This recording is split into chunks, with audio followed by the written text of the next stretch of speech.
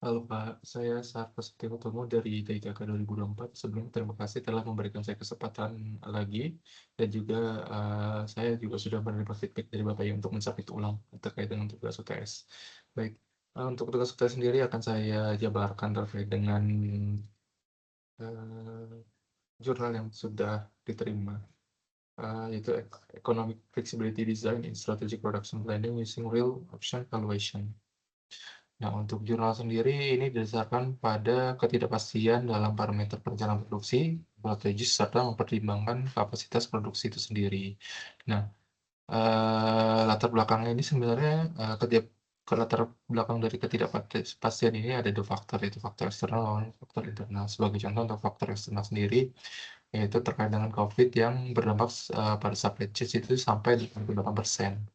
Nah, untuk desain flexibility ini sebenarnya juga harus berpacu pada trade-off antara biaya dan juga fleksibilitas dan juga manfaat potensial dalam menghadapi ketidakpastian. Nah, untuk jurnalisme ini sendiri menggunakan metode ROP, yaitu Real Option Valuation, yang artinya adalah penerapan teori dalam penetapan harga opsi finansial dalam putusan investasi manajerial. Untuk metode ini kenapa digunakan? Yaitu karena biasanya dipilih untuk kondisi pasar yang volatile atau fluktuasinya tinggi. Sehingga di sini ada dua opsi, yaitu opsi call maupun opsi put. Untuk opsi call sendiri yaitu membeli hardset pada harga tertentu sehingga ini akan menjadi keuntungan jika nilai asetnya itu naik. Lalu untuk opsi put adalah menjual harga pada momen tertentu belum nilai asetnya itu turun.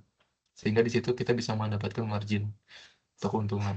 Nah, untuk model pemodelan sendiri di sini kita menggunakan model lattice atau pohon binomial dalam melakukan pemodelan probabilitas. Nah, untuk contoh penerapannya sendiri, di sini saya mencoba melakukan gambaran di perusahaan farmasi dengan perusahaan farmasi itu melakukan investasi R&D sebesar $5 juta.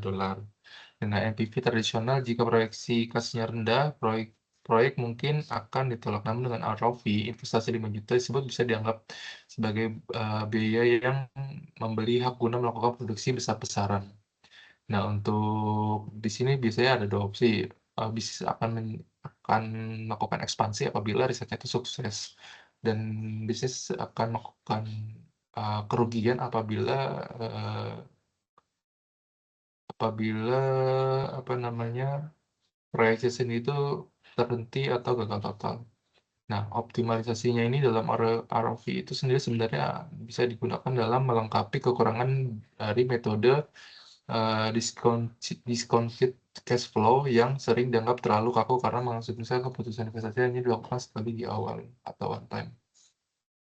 Nah, terkait dengan perbaikan pada metode di ROV sendiri, bisa kita lakukan penggabungan dengan metode lainnya, yaitu dengan logical fuzzy PF method itu di sini untuk menggantikan angka tunggal dengan rentang nilai seperti sangat rendah, sedang, atau tinggi.